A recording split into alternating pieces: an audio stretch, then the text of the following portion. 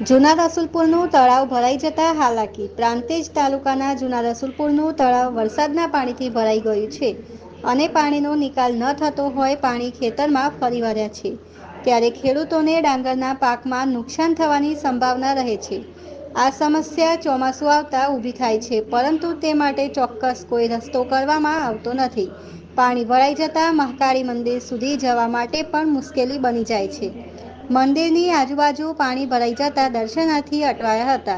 ત્યારે કાયમી ધોરણે પહેલા પાણી જવા રસ્તો હતો તે ખુલ્લો કરવાની માંગ. રમેશ નાયક.